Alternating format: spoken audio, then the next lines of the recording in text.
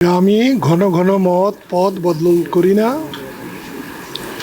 আওয়ামী লীগ ক্ষমতায় থাকলে জাতির পিতা বঙ্গবন্ধু শেখ মুজিবুর রহমান, বিএনপি ক্ষমতায় আসলে জাতির পিতা জিয়াউর রহমান। আমি এরকম চিন্তা করি না। আমি যেমন বঙ্গবন্ধুর অবদান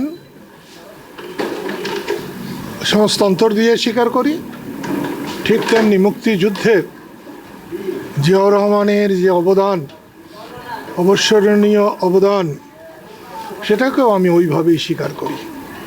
তাই কি বাদ দেওয়া হলো আর কি রাখা হলো এটা বড় কথা না। দেশের মানুষের কাছে কোনটা গ্রহণীয়?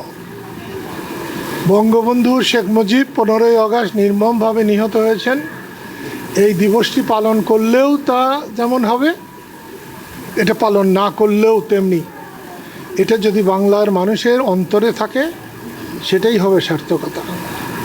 তবে 7ই মার্চের ভাষণ এটা স্থগিত করা বুদ্ধিমানের কাজ না। বাঙালির জন্যে বাঙালির ঐতিহ্য এতে ভুলণ্ঠিত হবে। গরমে আরাম নিয়ে হবে না হাহুতাশ, ঘুরলে পরে ওয়ালটন ফ্যান বাতাস আর বাতাস। গণতন্ত্র থাকলে হট্টগোল থাকবে। আসলে বর্তমান সরকার ঠিক কাজ করেছেন।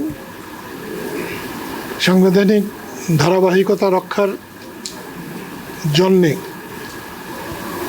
তারেক রহমানের এটা হচ্ছে শ্রেষ্ঠ সিদ্ধান্ত।